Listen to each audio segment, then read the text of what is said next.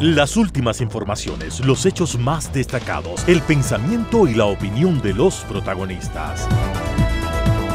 Opinión y noticia, el periodismo para todos, es posible con la independencia y ética del comunicador. En Sucesos, las noticias y las voces de quienes las hicieron o son parte de ellas. Lo del país y del mundo, política y economía, lo social y del arte, el deporte, lo que usted espera saber cada semana. Opinión y noticia, porque interpretar y hacer entender lo que sucede es la razón de ser del periodismo. Con la conducción de Félix Narváez, empezamos.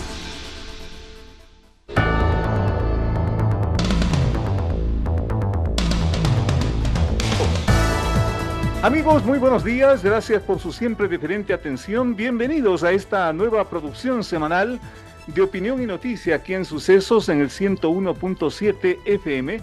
Y desde cualquier parte del mundo usted nos puede sintonizar en el www.radiosucesos.fm. También estamos en el Facebook, en el Instagram y en el sistema X en la dirección electrónica @sucesos.es. Gracias por sintonizarnos, gracias por acompañarnos, porque para el día de hoy, como siempre, tenemos los mejores invitados, las mejores voces de la opinión para que usted se forme el mejor criterio frente a problemas latentes de la comunidad, del país, de la capital ecuatoriana. Por ejemplo, el aumento del racionamiento del agua potable en Quito. Hay que hacerse una pregunta. ¿Esto es fruto del estiaje, es decir, de la sequía, o cuánta responsabilidad se le puede atribuir a la falta de planificación en el manejo de esta ciudad? Y en eso van las autoridades municipales. Estaremos con la presencia del ex concejal, ex vicealcalde de Quito, Eduardo del Pozo. También contaremos con la presencia del expresidente Lucio Gutiérrez, porque su partido Sociedad Patriótica logró la descalificación de Jan Topic, el candidato presidencial. Presentaron la denuncia y tienen que explicar por qué lo hicieron, si es que están satisfechos los de Sociedad Patriótica. Vendrá el coronel Lucio Gutiérrez y los constitucionalistas Andrés Castillo y Carlos Medina a propósito de la virtual descalificación, sanción, de todo existe a la vicepresidenta Verónica Abad. Todo ese laberinto que tiene de jurídico y de político con nuestros dos invitados el día de hoy. Gracias por acompañarnos. Aquí empezamos.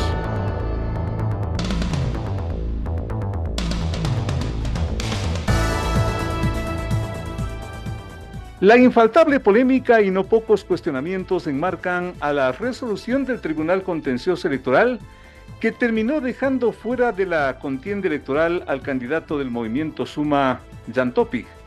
4 de los 5 jueces electorales aprobaron un informe sobre aparentes contratos con el Estado del hoy ex candidato Topic al haber vendido radares para el control de la movilidad vehicular. La alcaldía de Manta ratificó esa supuesta irregularidad, contratos con el Estado, y la situación de Topic se complicó al punto de la no calificación como candidato. La denuncia fue planteada por las organizaciones políticas Sociedad Patriótica y Pachacuti, y sus argumentos sirvieron para el informe negativo del juez electoral Ángel Torres, informe y decisión inapelables por ser un tribunal contencioso electoral. Tenemos la presencia y nos honra justamente aquí con acompañarnos el señor coronel Lucio Gutiérrez, expresidente de este país, actual candidato nacional por el Partido Sociedad Patriótica a la reelección como asambleísta nacional. Señor coronel, un gusto, un honor y gracias por la espera para contarle al público si finalmente se cumplió este objetivo político de descabezarle, se dice, al señor Topic. Bienvenido, un gusto tenerle por acá. Muchas gracias por la oportunidad. Un saludo a todos los amigos que nos están escuchando. A ver, hay varias puntualizaciones. Primero, nosotros apoyamos a Jan Topic en la campaña anterior, hace año y medio aproximadamente, y cuando Jan Topic nos invitó, acudí a ese gentil llamado, y con algunas dudas entre ellas justamente la posibilidad de que tenga contratos con el Estado a través de Telconet. Y también habían otras dudas de su vinculación con el correísmo, de denuncias de corrupción, etcétera. De alguna manera, pues, fueron absueltas esas dudas. En ese momento no se conocía que él podía haber tenido contratos a través de la empresa Tránsito Seguro. Solamente se conocía el tema de Telconet.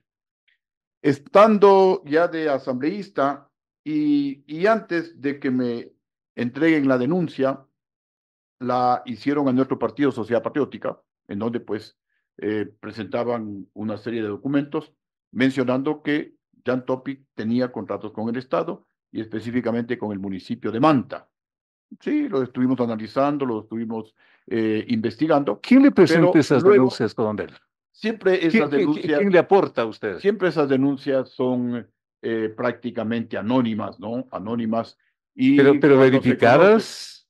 a ver, después me llegaron también las denuncias, las mismas denuncias, con un poco más de detalle, con un poco más de documentos, ya como asambleísta, aproximadamente a los 10 días de lo que nos llegó la primera denuncia.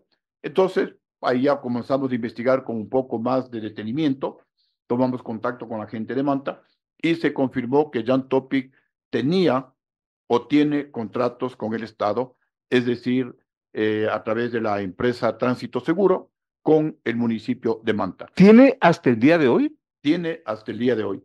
Otro tema importante es de ecuatorianos, y yo les hago la siguiente pregunta a ustedes. ¿Qué hubieran hecho ustedes si les llegan denuncias, como en este caso la denuncia de que el candidato Jan Topic tiene contratos con el Estado? De pronto algunos dirán, bueno, lo más fácil, archivar esas denuncias para no meterse en problemas, para no estar en polémica. Es una dificultad, es un problema, es una controversia contra una persona muy adinerada, contra uno de los millonarios del Ecuador. Entonces, pues no es fácil combatir con gente de esa naturaleza. Sin embargo, primero, pues mis principios. Segundo, mi obligación como legislador, la de investigar. Para eso estoy en la Asamblea Nacional. Y aquí también hago un pequeño paréntesis. Miren, no solamente he investigado esta denuncia y no solamente me han presentado esta denuncia, me han presentado otras denuncias. Por ejemplo, denuncias en contra del Ministerio de Defensa. Una denuncia de que se estaría por contratar un barco en los astilleros de Noruega en 66 millones de dólares, mientras se construía uno similar en Astinave, Astilleros Navales del Ecuador, por 42 millones de dólares. Revisamos así las denuncias, confrontamos con la Constitución, con la ley, y también pues claramente se dice que mientras algo se puede construir en el Ecuador, no se puede construir en el exterior.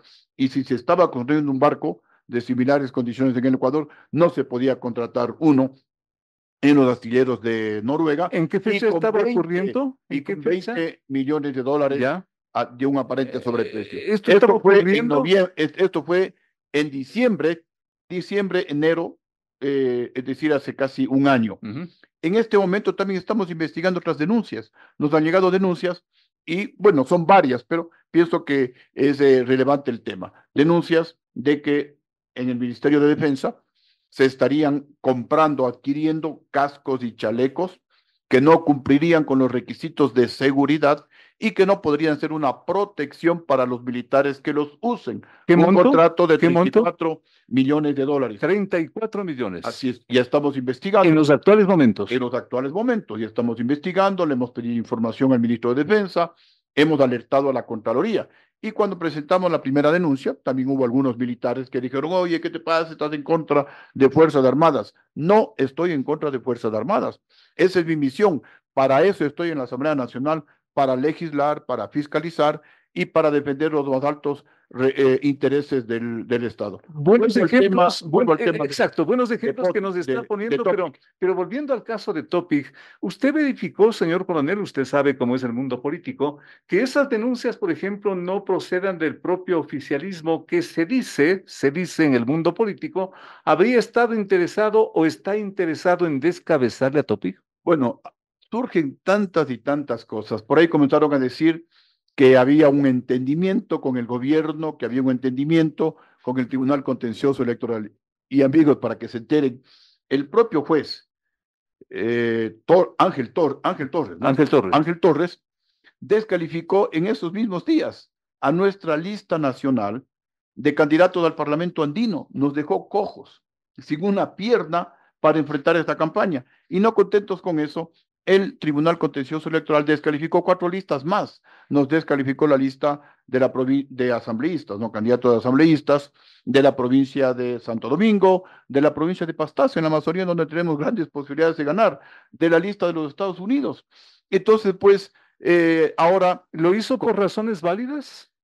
Para nosotros, no. ¿Ya? Nosotros reclamamos. Lo mismo dice Topic de lo que le han hecho a él. Sí, por eso es que nosotros vamos a iniciar, o ya se iniciaron reclamos a la Corte Constitucional. Dicen que eso demorará mucho tiempo, así es, ¿no?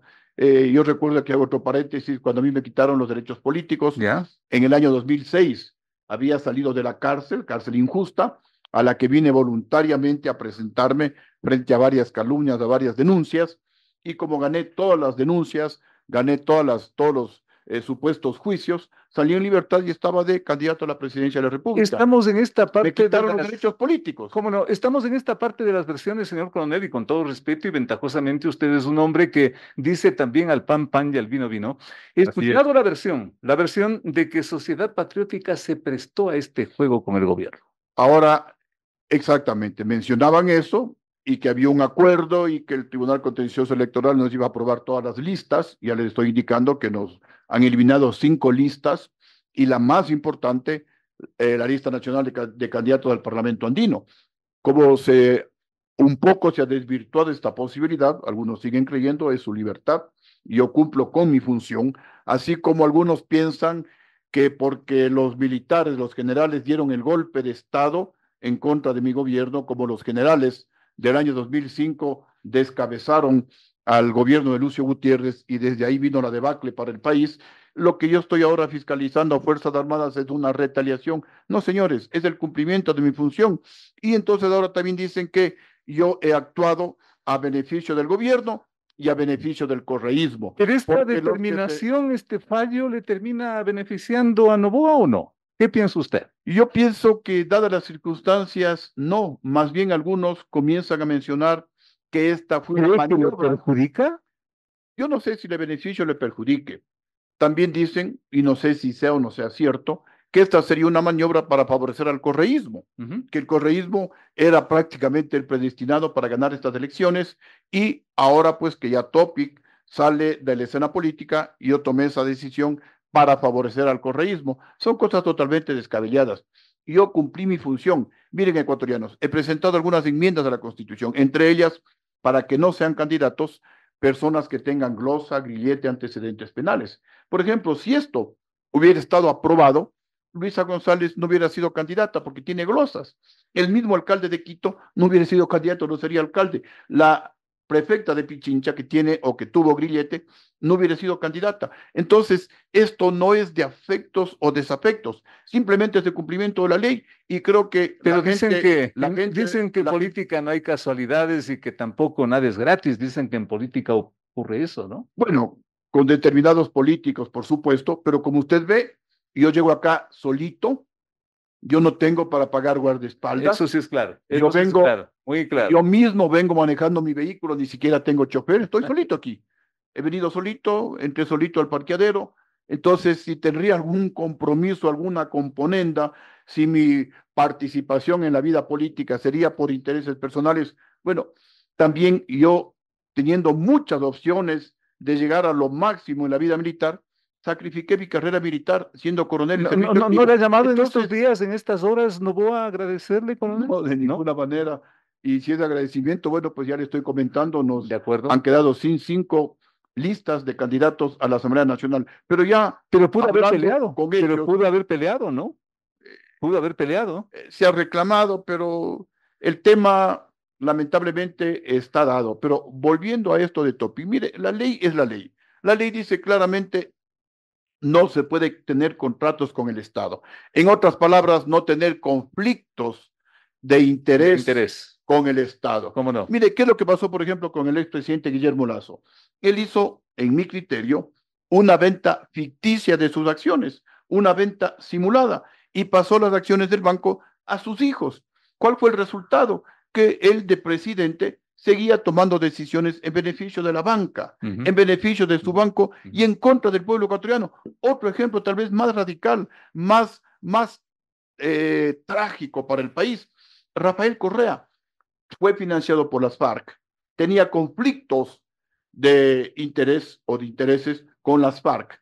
Y ya de presidente, como parte de ese conflicto de interés con las FARC, lo primero que hizo fue no renovar el convenio para que los norteamericanos desde la base ecuatoriana de Manta con tecnología combatan a los carteles de la droga. ¿Cuál es el resultado? El Ecuador se convirtió en un basurero de la delincuencia internacional y en un paraíso de los carteles de la droga. ¿Qué más hizo Correa como parte de este conflicto de interés, como parte de este compromiso?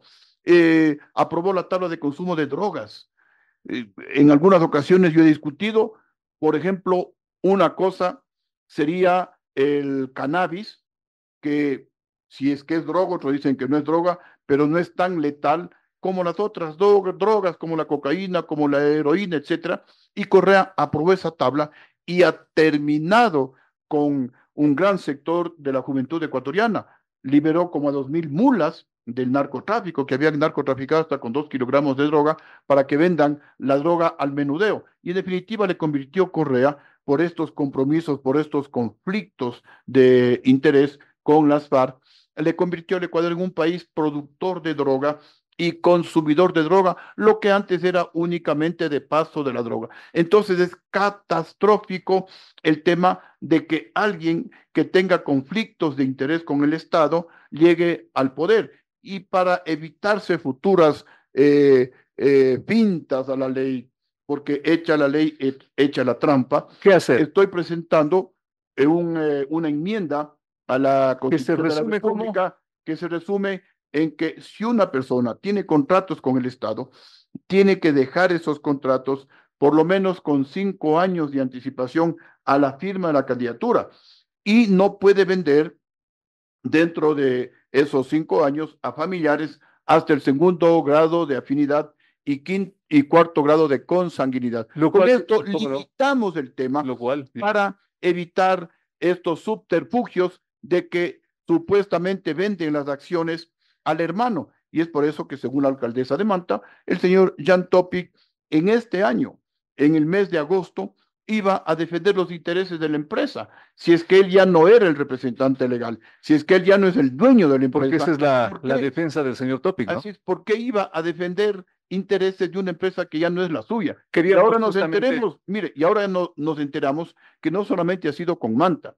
Por ejemplo, yo no sabía eso. Ahora se conoce que tiene también contratos con el municipio de Cuenca, que tiene con varios municipios de la provincia del Guayas. Hablaban de alrededor de 40 contratos con 40 municipios en el país. Entonces, no es solamente con el municipio de Manta. En todo caso, insisto, esto no es nada de afectos o de desafectos. Yo estoy en la Asamblea Nacional para cumplir mi función. Pero que tiene efectos políticos, esto tiene, pues inevitable. Sí, inevitable. Mire, lo más fácil hubiera sido no investigar, ok, me presentaron la denuncia, me daban las vueltas, la archivaba y no pasaba nada.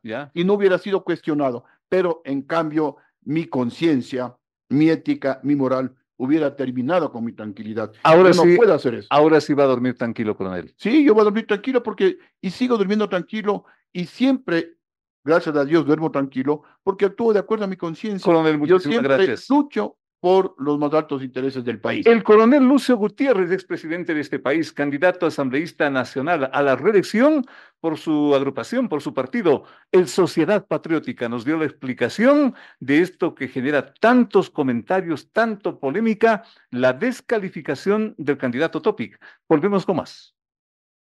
Entrevistas importantes que tú quieres escuchar, la mejor información, la más grande opinión, periodismo de verdad, con Félix Narváez.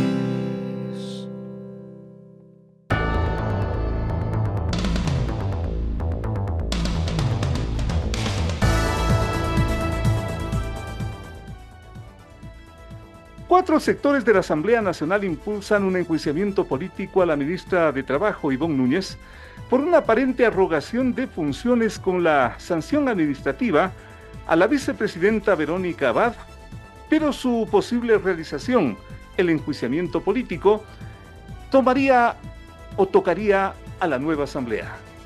En la actual asamblea ya se tramitan 5 posibles interpelaciones, por lo que ya no tendría tiempo la actual para otro enjuiciamiento, es decir, a la ministra Núñez no se alcanzaría en este periodo.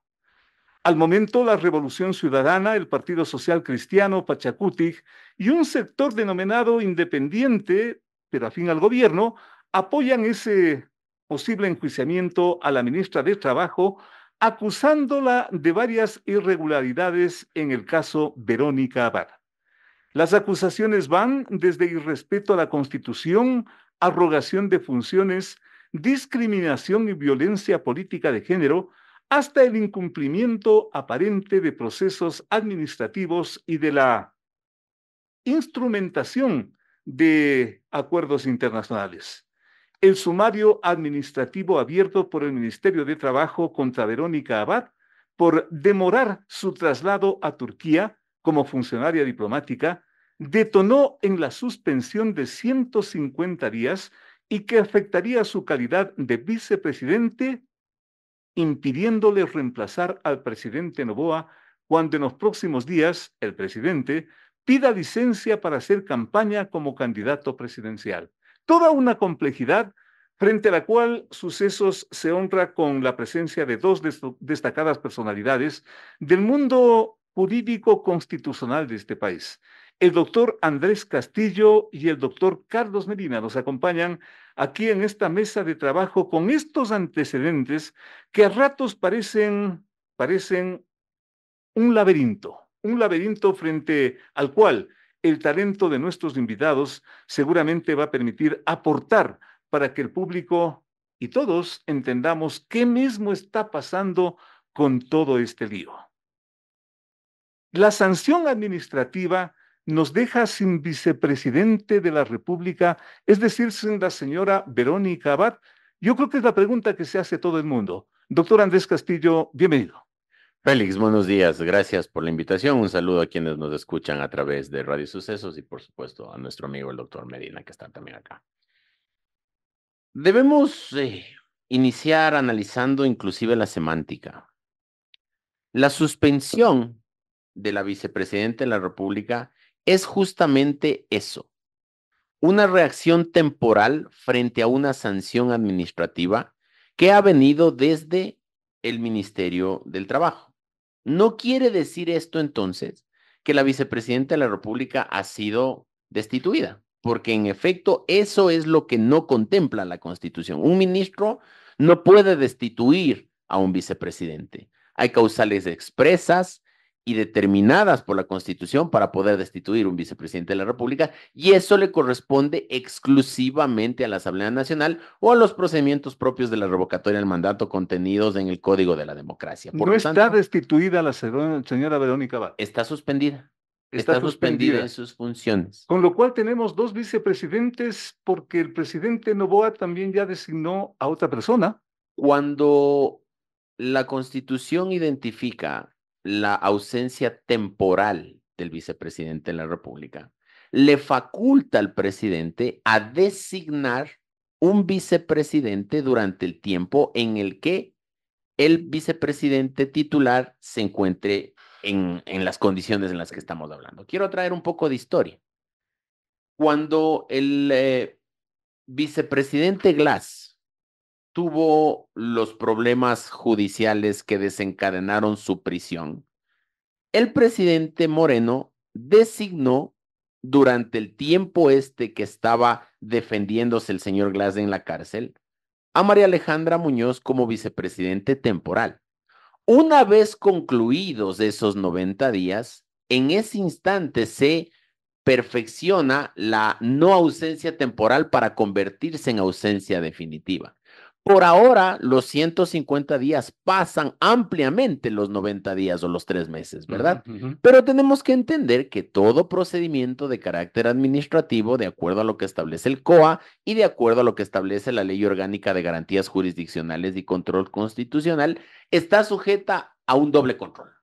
O se sigue un procedimiento o un recurso en sede administrativa, o se puede seguir un procedimiento de carácter constitucional, porque de entrada los actos administrativos, Félix y amigos, se resumen o se reputan legítimos, se entienden como legítimos y es un juez o es la autoridad administrativa la que después de volver a conocer el proceso puede determinar si es que ese acto es legítimo o no, es constitucional o no, o cumple con los procedimientos o no. De entrada, lo que la norma dice es que se entenderá como legítimo en cuanto se tome la decisión. Una explicación que nos está planteando el doctor Andrés Castillo en su calidad de constitucionalista. Bienvenido al doctor Carlos Medina, que ha estado muy atento y revisando también documentación. Bienvenido para dar su punto de vista, con lo cual significaría que este proceso está correcto, Carlos. Bienvenido. Félix, es un gusto. No, aquí hay que partir desde el inicio. Y el inicio de este sumario es un acuerdo ministerial, el MDT 2024-175, que en nombre de regular el procedimiento oral de los sumarios, les ingresa para juzgarles a las autoridades de elección popular con sumarios administrativos. Y vamos a ver en el desarrollo de esta conversación cómo de pronto quiero ver si la ministra no se atreve a seguirle un juicio al presidente, digamos, un sumario administrativo al presidente por incapacidad manifiesta, que es el 48A de la LOCEP. Entonces, este acuerdo fue aprobado el 11 de septiembre del 2024. Y hay un principio básico que los abogados, y yo me acuerdo claramente porque fui alumno del doctor Jorge Salvador Lara, que le encantaban los latinajos, y decía, nullum crimen nulla pena sine lege previa. ¿Qué significa? No hay pena sin ley previa. No hay crimen sin previa ley. Este acuerdo nace podrido. Y si nace podrido porque es dedicado a una persona en particular, simplemente primero se lo está creando a propósito. Segundo, la presunta falta que se le está atribuyendo a la vicepresidenta es una falta que la habría cometido entre el 2 y 9 de septiembre, cuando este acuerdo es creado el 11. ¿Un acuerdo, dices tú, con dedicatoria? Con dedicatoria, porque es creado precisamente para decir, ahora sí, le voy a juzgar, como le busqué 7 patas al gato, no 5, porque le buscaron 10,000 cosas. De esto hablamos hace tiempo, contigo aquí mismo. Y no porque no sea pitonizo, sino que uno dice, a ver un ratito, hay un juez natural. Hay un juez natural que es el Congreso. Y aquí no vamos a entrar en un tema de decir la semántica. Estamos en derecho público y al estar en derecho público, las cosas se hacen solo lo que está en la ley y en la Constitución. Entonces, ¿qué es lo que pasa? Si quieres juzgarle por 3 presuntos días de falta, por Dios, no es un funcionario cualquiera. Y ojo, siempre lo repito yo así, la doctora Verónica Abad no es santo de mi devoción. Y por cierto, veo que hasta gente de la misma tendencia del presidente, expresidentes de otros países, ya le acaban de decir, oiga, tenga cuidado con eso. Usted está atentando contra la democracia. Digan, no, es que solo, acaba de decir Andrés, con respeto que le tengo a Andrés, es una suspensión. Aquí lo que no se sabe es si le juzgaron a la funcionaria o le juzgaron a la vicepresidenta. ¿Le juzgaron a la funcionaria o a la vicepresidenta? Qué grave pregunta, doctor Castillo. Ciertamente lo que dice Carlos tiene visos de constitucionalidad y de legalidad. Yo sobre eso no voy a discutir. Pero vuelvo y repito, no es Carlos, no soy yo, no es usted, no es quien hace opinión pública a quien le corresponde determinar la legitimidad de un acto. ¿De acuerdo? Es decir, de acuerdo. Para eso hay autoridades, ¿no es cierto? Y esas autoridades. Y hay una constitución y hay una ley. Sí, por supuesto. Y son los jueces, a través de aquellos procesos que conocemos nosotros de heterocomposición, es decir, ellos conocen lo que los particulares ponen a su conocimiento para resolver en torno a un problema jurídico. ¿Cuáles jueces le dan o le configuran el aspecto legal a esta situación? Bueno, ninguno, porque hasta ahora no se ha puesto ante una autoridad en consideración ni ese acuerdo ministerial, ni la sanción a la señora Verónica Abad, ni ningún otro documento que se pronuncie en torno a este tema. Entonces, lo que yo sugiero es que se lleven adelante los canales de juzgamiento de esos documentos que contemplan la Constitución y la ley. Es decir, ¿ante quién habría que hacerlo? ¿Cómo habría que hacerlo? es lo que había yo dicho anteriormente. Ajá. Hay recursos administrativos en el Código Orgánico Administrativo que puede ponerse en consideración de la administración para que sea la misma institución, es decir, el Ministerio de Trabajo, quien resuelva sobre el tema a través de un recurso de revisión o a través de un recurso de apelación, o en su defecto llevar a la justicia constitucional para que sea un juez de primera instancia quien determine la validez o no de ese tema. Los demás son criterios. Que se haga lo que hace la Asamblea pidiéndole un criterio a la Corte Constitucional para ver si es que esto está claro o está oscuro. Cuando la Asamblea pide un dictamen interpretativo, olvida, Félix, que la Corte ya se ha pronunciado en varias sentencias diciendo que no es un órgano de consulta. La Corte, si bien es cierto, es la más alta institución de interpretación constitucional, pero no es un órgano de consulta. Los dictámenes interpretativos son en el marco de un proceso que está puesto a conocimiento de alguna autoridad judicial. Le voy a poner un ejemplo. Cuando se llevaban adelante aquellos juicios que hacían relación, por ejemplo, al matrimonio igualitario, Claro. los jueces no se pronunciaron en torno a ese tema directamente, sino dijeron, aquí hay un problema jurídico, la Constitución habla una cosa, las normas internacionales hablan otras. Señores de la Corte, en el marco de esta discusión, interpreten por favor y denme insumos para yo poder resolver sobre este caso en específico, y la Corte se pronunció sobre el tema. Consecuentemente, estimado Carlos, tocaría clarificar esta situación a los jueces. Verás, eso es lo que desde el principio pensó el gobierno. Y yo te dije hace tiempo aquí. Lo que intentan es crear un pseudo proceso administrativo para que intente la señora un contencioso administrativo que quienes ejercemos sabemos que se demoran eternidades, aunque hay una norma que ahí le permitiría solicitar la suspensión de eso. Eso Pero es lo uno. ese es el camino legal, estimado Carlos. No, espérate. Infelizmente nos toca seguir eso. No, es que verás, somos legalistas cuando nos interesa. A ver, Este decreto, este acuerdo nunca debió existir. Y te voy a decir algo. la base del Yo le problema es el escucho acuerdo, eso. entonces. La señora ministra, a quien no tengo el gusto y no quiero conocerle, por Dios, me asusta, no sé dónde se graduó. Dice que la sentencia de la acción de protección, la del juicio 17, 282, 224, 1862, le dio la competencia, por Dios. El artículo 7 del Código Orgánico de la Función Judicial dice que solo la ley y la Constitución dan la competencia. Pero fíjate que, ¿qué dice la jueza?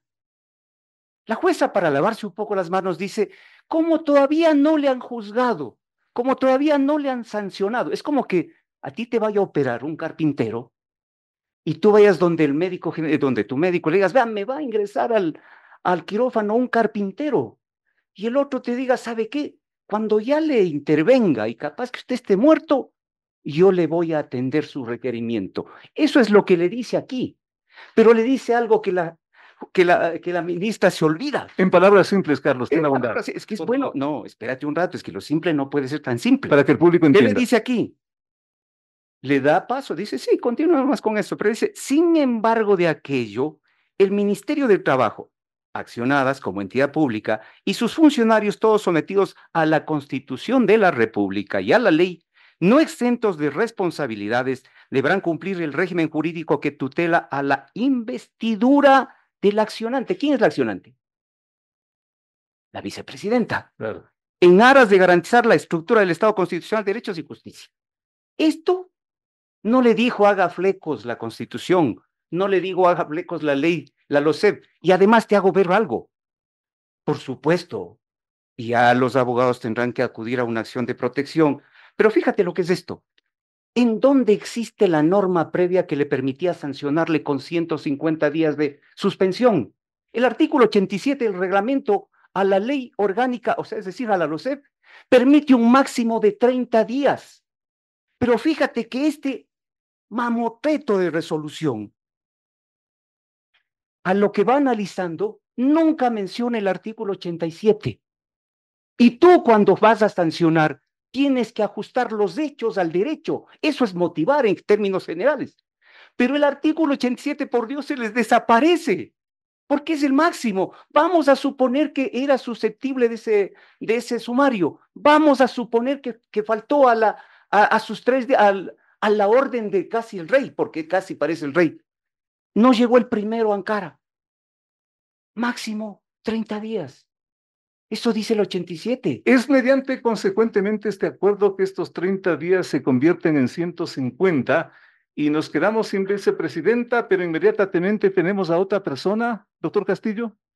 Cuando la Constitución nos garantiza a los ciudadanos la posibilidad de lo que se conoce como el doble conforme, es decir, la posibilidad de poner en conocimiento de jueces de mejor derecho alguna resolución que eventualmente puede haber tenido alguna ilegalidad, inconformidad, etcétera, le pone al litigante en la capacidad de definir cuáles son los derechos constitucionales violentados. Y de lo que establece Carlos, que yo puedo estar de acuerdo con él, aquí estaríamos aparentemente frente a una potencial violación del delito a la seguridad jurídica, porque no había ni sanción, ni había, se extendieron aparentemente en los tiempos. Pero vuelvo y repito, y yo acá no vengo a defender la posición de la ministra. Lo que yo vengo a decir acá es que hay la posibilidad de impugnar en las sedes que correspondan. Y claro, si es que nos vamos a la sede constitucional, si es que a mí me contrataran como abogado para defender aquello, lo primero que yo determinaría es que existe una violación o podría existir una violación de la seguridad jurídica. Pero eso no nos corresponde a nosotros en un programa. Pero si tomamos esta vía, mi estimado doctor, como dice también Carlos, esto nos lleva, como decimos los quiteños, hasta las calendas griegas y para entonces ya ha pasado todo esto. Bueno, no tanto así, porque la justicia constitucional tiene plazos y usted puede resolver un conflicto en materia constitucional con cierta celeridad. O si no, pregúntele al señor Yunda cómo lo hizo, ¿no? Para quedarse como alcalde y cosas por el estilo. Plazos para apresurar y plazos para demorar. Exactamente, ¿no es cierto? Pero cuando se trata de justicia constitucional, el juez tiene que garantizar el derecho del accionante. Es una justicia informal, es una justicia que protege los derechos constitucionales del afectado para evitar justamente lo que Carlos dice, potenciales arbitrariedades de parte de la administración pública. ¿Eso sí nos tranquiliza, mi estimado Carlos, esta explicación del doctor Castillo? No es que yo no me debo tranquilizar. El problema es el país, o sea, el país, soy honesto, o sea, aquí estamos en un problema. Hace rato que eso es un matrimonio que está partido y que nos han obligado a nosotros a contemplar ese problema. El problema que haya dividido la sociedad esa política entre el presidente y la vicepresidenta no es de incumbencia del país y no tiene por qué sufrir esto. Pero desde el principio... Pero se lo está sufriendo, ¿ah? Eso te digo. Ve, esto es peor que cuando los elefantes pelean. El pasto es el único que pierde, así dice un dicho árabe. Aquí está perdiendo el país. ¿En nombre de qué? De hacer cosas arbitrarias, de buscar la salida. Porque no te olvides, este rato está pendiente sobre la señora Abad la resolución del contencioso electoral, que gracias al denunciólogo Guarderas, ¿no es cierto? Ya le sancionaron también por ahí. Y quién sabe si también, como él dice, porque ahí está publicado, él espera que antes de diciembre ya esté destituida. Es decir, si no es Chana, es Juana aquí. Hay que sacarla como del lugar porque en ese matrimonio que está partido, no sé si tuvieron sociedad conyugal algún día, ¿no es cierto? Matrimonio político, digo yo. Resulta que decidieron pelearse y ahora el uno no le quiere al otro porque el uno dice que, y eso dijo la ministra, ¿ah? No debe reemplazarle porque corre el peligro de hacer barbaridades. Yo no sé si el que está haciendo barbaridades es el actual presidente. Y como te digo, la que acaba de abrir una trocha brutal es la ministra de Trabajo. Mañana al presidente de la República, con lo cual yo no estaría de acuerdo. Ojo, le acusan del 48A, manifiesta incompetencia. Entonces metámosle en sumario administrativo y destituyámosle. No, señor. ¿Podríamos llegar a ese caso, estimado doctor Castillo, con este antecedente que de pronto la ministra de Trabajo resulta que se comió unos camarones dañados y al otro día se da la vuelta y nos quedamos también sin presidente. Bueno, Puede pasar. sí, ahí Pero está. qué terrible, ahí está pero qué terrible. la terrible relación que siempre ha existido entre la política y el derecho. Ya en los días pasados se ha presentado un juicio político en contra de la ministra, nuevamente errando en un montón de cosas. Yo puedo entender que se presente el juicio político por todo el escándalo que esto ha generado, está muy bien. Pero claro, el grupo político que presenta la acción de protección, perdón, el juicio político. Que de paso son 4 grupos, ¿no? Sí. Toman como elementos para el juicio político causales que no contemplan la ley tampoco. Pues esto de violencia política de género no forma parte de las facultades que tiene la Asamblea para determinar, eso determina el contencioso administrativo. Entonces, claro, hay tal desconocimiento de la norma. ¿También la rogación de funciones? Bueno, esa sí puede ser una de las causales y tendrá que defenderse la ministra, pero por supuesto. Pero claro, ahí es cuando entra la política. Pero también esto me parece y me huele a un tiro al aire. Sí, porque esta asamblea ya no tiene nada que hacer sobre esta cosa. Para vender la Sí, idea señor. de que a la señora Verónica Abad la están persiguiendo, entre comillas, por ser mujer. Esa es la vieja confiable, Félix. Ya. Uno de los problemas, y con aguda inteligencia, Carlos ha hablado de esta sociedad conyugal política entre el presidente y la vicepresidente. Yo creo que va más allá de los actores. Esto es un problema de la norma. Ahora tienes que poner hombre y mujer en la papeleta, quieras o no quieras, te conozcas o no te conozcas, seas amigo o no seas amigo, tengas confianza o no tengas confianza, te hayas visto alguna vez o no te hayas visto alguna vez, porque eso quieren los grupos feministas estos financiados por alguna parte. Los puestos públicos, particularmente el de la presidencia y la vicepresidencia de la República, tienen que ser cargos de confianza entre ellos para evitar este tipo de problemas. Pero tenemos una norma que nos obliga a decir, ve, da buscando una mujer de donde sea para que venga a la papeleta, trae como consecuencia lo que estamos viviendo, sin pretender justificar lo que está pasando. De acuerdo. De lado y lado. De acuerdo. Esto tiene un origen anterior también. Y conclusión, en pocas palabras, doctor Castillo. Vayan a la justicia constitucional o vayan a la justicia administrativa, no contenciosa administrativa, a la administrativa, porque el Ministerio del Trabajo tendría la posibilidad de conocer cualquier otro recurso que se plantee en la sede administrativa y poderlo resolver como corresponde. Conclusión, mi estimado Carlos, ¿es esa la vía, por ejemplo, que nos está planteando el doctor Castillo, insisto? Insisto, o sea, eso se buscó desde el principio. Lo único que se quiere es que la vicepresidenta no ocupe la presidencia mientras el candidato a presidente sea presidente. Sí, o sea, los abogados deberíamos decir, sí, vamos a la parte jurídica, ahí tienen el reposición, ahí tienen dos recursos que pueden ser resueltos. Medio difícil que le den la razón, salvo que por el escándalo que hay, se tiren para atrás y digan, sí, ha tenido razón. Pero solo te hago notar, quien le juzgó es la directora de Recursos Humanos a la vicepresidenta. Y eso me parece bien grave. ¿Por qué? ¿Por qué? Porque simplemente tienes que respetar, te guste, te caiga bien, no te caiga. A mí, el presidente, te soy honesto, no quiero ni conocerle en persona, pero es el presidente de la República. Y no le voy a poner a que le juzgue por poco que con el respeto que me merece el primer conserje que pasa. Eso es el juez natural. No podemos mañana mezclar ya que está aquí Andrés y somos abogados, ¿qué tal si a alguien le quieren juzgar por un tema civil con un juez penal? En la práctica, Carlos, tenemos a esta hora un presidente o 2 vicepresidentes, o cuántos mismos, Carlos. Una cosa más, a propósito, me olvidaba con lo que decía Andrés. Una cosa es designar, ojo, y otra es de encargar. El presidente con el 457. ¿Cuántas autoridades vicepresidenciales tenemos? ¿1, 2, 1,5? Bueno, según el 457 que aprobó el presidente, 2. 2. Ahora la pregunta es, no sé si la Contraloría algún rato se pronuncie, porque te insisto, lo que hasta ahora no está bien claro es que si a ella le delegó una función diplomática,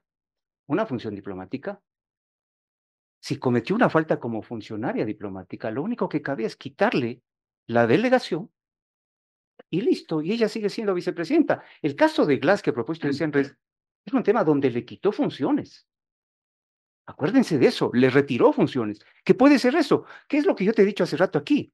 Yo no encuentro motivo para que exista vicepresidente mientras no le des una función concreta. Porque mañana el presidente le va a decir, vea, vaya y haga lo que le acaba de decir a Abad. Y a la otra le acaba de decir, no, usted sí quédese aquí, porque eso es lo que dice el 457. Entonces, el problemita este es entender las normas como nos convienen, pero el lío es que a futuro se abren grandes caminos culebreros para hacer cualquier cosa. El Yo doctor quiero- Castillo acaba de abrir la Ajá. Constitución y 2 palabras finales, doctor. Dos palabras finales. Primero, el vicepresidente sí tiene funciones. La única función que tiene es reemplazar al presidente.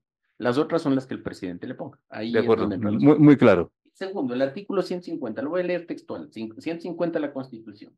En caso de ausencia temporal de quien ejerza la vicepresidencia de la República, corresponderá el reemplazo a la ministra o ministro de Estado que sea designado por el presidente de la República. Por eso es que el decreto designa, porque la Constitución le faculta al presidente a designar durante el tiempo en que el vicepresidente esté ausente. Si la vicepresidente, como bien dice Carlos, resuelve el problema en 15 días, en un mes, se levanta la sanción, sea por orden del juez constitucional o sea porque en la misma sede administrativa se concluye, ya deja de existir la ausencia temporal y volverá a su cargo. Gracias a nuestros invitados. Un minuto, porque a ver, ¿qué es ausencia temporal según el Código Civil?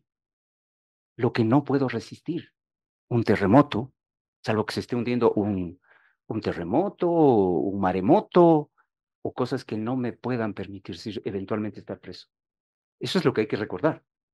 Aquí no hay ausencia temporal porque ella sí está con la posibilidad de ¿Qué es lo que hay, Carlos? que ella está simplemente, le debió retirar, te reitero, sus funciones de embajadora, ella sigue siendo vicepresidenta y no está incapacitada. ¿Hay un maremoto aquí?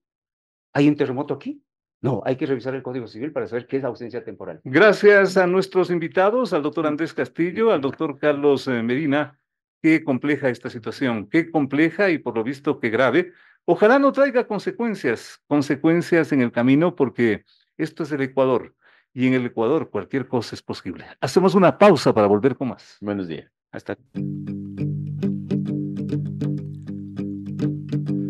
Llegó el fin de semana y tú te puedes informar con periodismo independiente, el que le gusta a nuestra gente es opinión.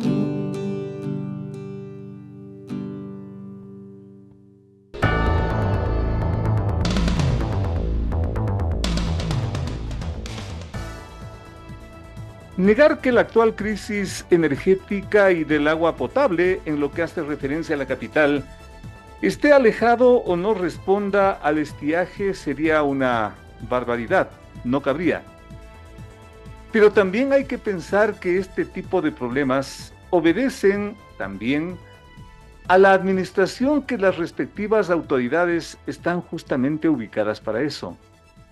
Estoy pensando en la alcaldía de Quito, en la alcaldía de una mega ciudad que va extendiéndose a lo ancho y a lo largo, y que hoy está sometida a una crisis de incalculables consecuencias, primero por el tema eléctrico y segundo por el tema del agua. Y quiero referirme a esto del agua porque se ha anunciado y estamos justamente en un tren de medidas dispuestas por la autoridad municipal para ampliar el racionamiento del agua potable, para ampliarlo, y también por el tema de la circulación, para ampliar, por ejemplo, eso quizás, no me atrevería a decir en un segundo lugar, sino dentro de todo este conjunto de medidas para control de la circulación, porque a ratos da la impresión que la ciudad de Quito es una ciudad abandonada, que no hay, por ejemplo, la dirección adecuada del tránsito del tráfico de la capital.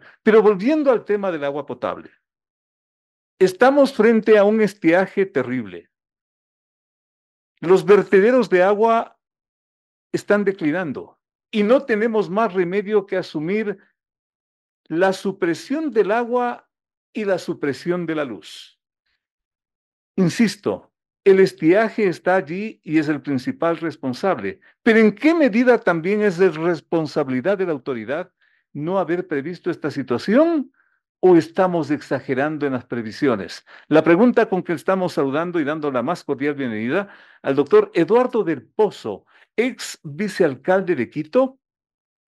2 veces concejal del Distrito Metropolitano y un conocedor a fondo de las problemáticas de la capital ecuatoriana. ¿Imprevisión o culpa del sol? Doctor, un gusto tenerle por acá. Gracias, Félix, por la invitación. Qué gusto estar acá acompañándole. Muy Y, gentil. por supuesto, un saludo a toda la audiencia de este importante medio de comunicación. Vale la pena arrancar diciendo que jamás debemos normalizar la falta de prestación de un servicio básico.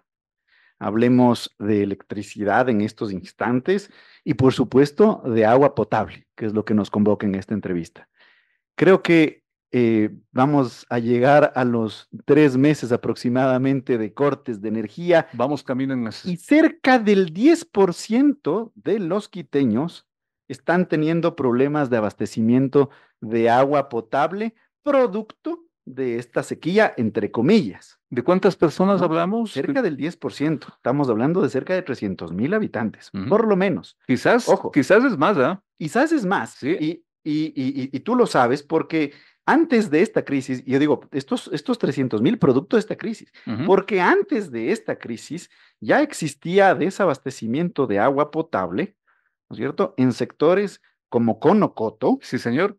en sectores como Pomasqui, como Calacalí y diversos sectores de las parroquias rurales de la capital. ¿Y eso también culpable el señor Sol? Entonces, vuelvo nuevamente a este primer dicho, ¿no? Debemos normalizar la prestación, la falta de prestación de un Sí, señor. servicio básico. Es un servicio básico. Es un servicio elemental. Yéndolo a la Constitución Así establece que esto no se puede paralizar, Así es. que tiene que ser constante, que tiene que ser un servicio que esté al acceso de todos los ciudadanos. Pero ni antes de la emergencia era así, y ahora con una sequía, que no la podemos decir que no existe, porque tampoco podemos Sí, señor. cerrar los ojos y Hay que decir, ser justos. no Hay que ha ser pasado justos. nada, no ha llovido las últimas Por eso 2 semanas en la pero- capital, ¿no es cierto? Y creo que es un tema a nivel nacional y global, ¿no es cierto? Ahora vemos cómo cae nieve o granizo en el desierto del Sahara y aquí estamos en sequía, ¿no? Así de dramático está el cambio climático y las consecuencias del exceso de contaminación a nivel La mundial. sequía, Pero- consecuentemente, doctor, dejó al descubierto la imprevisión con que se Todo maneja esta ciudad. Correcto. Ya, Y entonces aquí entramos a un punto por fundamental, favor, que es, y esto, a los 2 temas, ¿no? A electricidad, a energía, por favor. y también al agua potable, Ya, que se llama planificación. exactamente. En términos de gestión pública, mi estimado Félix, existe algo que es fundamental en la gestión pública. ¿Qué es eso? Planificar. Planificar. Planificar. Mira, yo tuve la oportunidad de ser el presidente del directorio del agua potable durante unos 2 años aproximadamente, cuando era gerente Juan Ceballos, Ujú, ujú. Juan Antonio Ceballos, puedo estar equivocado en el nombre, sí, Juan Antonio Ceballos. Y evidentemente nosotros dejamos planificando en papeles, por lo menos, los próximos 50 años de lo que se tenía que hacer en la empresa de agua potable para continuar el abastecimiento de la ciudad. Porque aquí hay algo que es fundamental. ¿En qué de fecha, en Marco qué año Antonio lo Ceballos. dejaron eso? Marco Antonio Ceballos Ya. es el nombre, ya me lo acordé exactamente. ¿En qué año lo Estamos dejaron hablando del 2016 aproximadamente. eso? Lo dejaron para los próximos 50 Por años. los próximos 50 años. ¿Ya? Y eso está en papeles. Que ¿No? claro, ¿ah? ¿No? Entonces, aquí, mira, es importante mencionar que la planificación es fundamental. ¿Por qué? Porque Sin la duda. ciudad, así como la economía, así como el país, va creciendo, Totalmente. ¿no es cierto? Y entonces, Totalmente. en la medida que la ciudad va creciendo, se va desarrollando, ¿no? Comenzamos a recibir gente, principalmente la capital, de distintas partes del Ecuador, ¿no es cierto? Se aglutinan en las principales Y no ciudades. solo del Ecuador, mi doctor, Crecemos por lo y menos no del solo mundo entero. del Ecuador, la migración. Y Crecemos hablamos de la migración extranjera. por lo menos el 5% anual en la ciudad de Quito Ya. en términos de población. ¿Ya? Y Quito ahora es la ciudad más poblada del país. Entonces, como va creciendo la cantidad de población, como va creciendo también la densidad geográfica, la densidad de construcciones, tiene que ir creciendo el abastecimiento de energía y tiene que ir creciendo los el abastecimiento de agua potable y de infraestructura, de servicios, de todos los servicios. Y para que aquello exista, para que aquello se dé, tiene que haber tanto un gobierno nacional en el marco de sus competencias y los gobiernos locales en el marco de las suyas.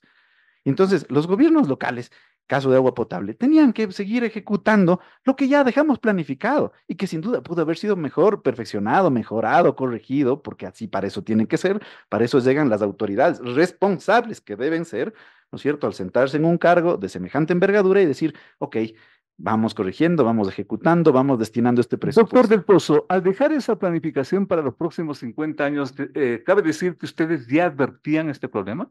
No necesariamente el de la sequía de estos El que instantes, estamos pero el pasando. crecimiento poblacional de la Totalmente. ciudad. Y ojo, por eso, De acuerdo, recapitulando de acuerdo. un poquito lo que ya dijimos en esta propia entrevista, ¿Ya? ya faltaba agua potable en Pomasqui y ya faltaba agua potable en Conocoto y en las parroquias rurales. Y imagínate a lo que nos hemos percatado en estos momentos de la crisis, ¿no es cierto?, que no ha existido generadores emergentes, generadores de energía emergentes en las plantas, en las bombas de abastecimiento que necesitan para subir a los barrios el agua a los barrios altos de la ciudad. ¿No es cierto? Totalmente. Entonces, por eso es que me refería que ahora el 10% de la ciudad está aproximadamente sin dotación de servicios básicos, porque dicho por los propios datos del municipio de Quito, cerca del 6% de los ciudadanos quiteños que están en los barrios altos no tienen servicio de agua potable porque no existe sin energía el bombeo necesario para que llegue el agua a esos lugares. Y recién están comprando una partecita, aparentemente llegan en diciembre, y otra recién llegará en febrero. Recién se han percatado de que es necesario tener lo que las normativas municipales exigen al privado, un edificio, ¿no? Un edificio cualquiera que este sea en la capital, ahora por normativa municipal, Sí, señor. se le exige que tenga hasta un generador eléctrico emergente, pero las instituciones municipales no lo tienen. Entonces, ¿cómo le llamamos a esto? ¿Negligencia? ¿Inobservancia? ¿Cómo le llamamos? ¿Cuál es ¿No? su conclusión Entonces, como ex autoridad municipal? que lamentablemente aquí cada que llega un alcalde cree que se tiene que reinventar la ciudad y eso tiene que acabarse. Aquí recién escribieron un libro que ganó el premio Nobel, Ujú. ¿no? No Ujú. lo tengo a la mano. Se llama Los orígenes del poder y prosperidad y la prosperidad y la pobreza. Hablan de la institucionalidad. Los países que progresan es porque tienen instituciones sólidas. El municipio es una institución y tiene que ser sólida. El agua potable es una institución y tiene que ser sólida, independientemente de las autoridades que por elección popular o por designación lleguen a los cargos, pero tienen que continuar con la planificación que existe y si no existe, hacerla para que exista un norte en cada institución y sepamos a dónde ir y hacia dónde invertir los recursos. Porque no es posible hoy por hoy que en la ciudad de Quito, y esto es un dato real, ¿no es cierto? En vez de invertir, estemos guardando la plata, gastando en bonos para guardar para el próximo año, hacer un chanchito y poder contratar la extensión del metro. Consecuentemente, O sea, consecuentemente, doctor, puede ser. consecuentemente, el tema de la sequía es un problema inevitable. Frente Sí, a por eso, supuesto. todo el mundo estamos consecuentemente, doctor, frente a al problema de la sequía que es inevitable. Problema de la Correcto. sequía que es inevitable, pero también estamos frente, por lo visto, a un problema de De planificación planificación que no y se de cumple, ejecución. que no se De cumple, uso doctor. adecuado de los recursos, de ¿Ya? ejecución de la planificación que no se ejecuta, ¿no? Y de las prioridades de los alcaldes o administradores de turno, ¿no? Ahorita, lo que mencionaba, tienen falta de ejecución presupuestaria, lo poco que ejecutan, lo ejecutan, digamos, de dudosa manera o con poca eficiencia, por lo menos decir, ¿no es cierto? Y el resto se están guardando para hacer una obra que nos va a complicar a lo mejor y los próximos 10 o 15 años de la ciudad. Hablo de lo que ya se ha anunciado la estación, la ampliación del metro de Quito hacia la Ofelia, que no digo que no sea necesaria, Pero eso da pero tal votos, vez pues, no doctor. sea una necesidad imperiosa. ¿Qué prefiero yo? Y Pero le eso da pregunto a la votos. ciudadanía, Doctor Del Pozo, ¿preferimos pero- agua potable o de acuerdo, preferimos de la acuerdo. extensión, la segunda línea del metro de Quito? Y no digo que sea mala, ¿no? Ojo, ¿no? Pero hay que tener prioridades. Pero eso da votos, doctor. Y esas son las valoraciones que lamentablemente hacen quienes están de turno en estas instituciones, en la alcaldía, por ejemplo. Quiero agradecerle a nombre de nuestros oyentes, doctor Del Pozo, queda pendiente para otra invitación, ojalá ya en condiciones técnicas un poco mejores, porque también hay que hablar de la circulación en Quito, y me llama la atención y me deja pendiente esto de la planificación para los próximos 50 años, que ustedes ya preveían toda esta situación aplicado al tema de También está planificada la circulación, que es otra bomba de tiempo. Doctor, muchísimas gracias. Un gusto tenerle por acá al doctor Eduardo del Pozo, ex vicealcalde de la capital, 2 veces concejal del Distrito Metropolitano. Y miren ustedes lo que se nos está escapando. Innegable el tema de la sequía, el tema de que no llueve en Quito y que eso nos complica la dotación de agua potable. Pero ¿y lo otro? ¿Cuándo nos van a contar qué está pasando con lo otro? Con eso que el doctor del Pozo nos dice, la planificación. Porque hay una cosa en este problema, autoridades municipales.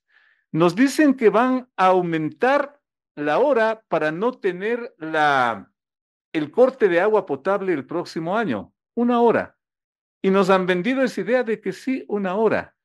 ¿Saben qué, señores autoridades municipales? Les informamos que junto con el racionamiento eléctrico ya viene desde hace más de 2 meses el racionamiento de agua potable en Quito.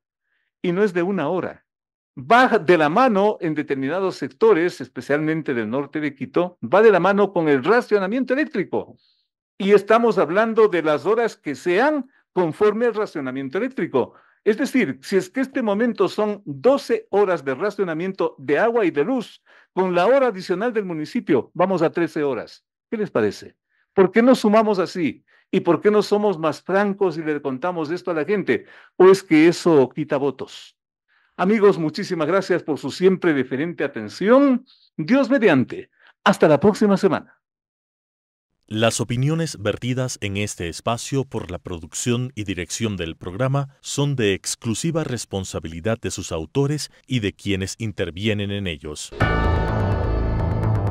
Los personajes, los hechos, las noticias, todo tratado con independencia y objetividad. Otro aporte de Radio Sucesos para que usted se forme la mejor opinión. Volveremos el próximo sábado de 8 a 9 con Félix Narváez.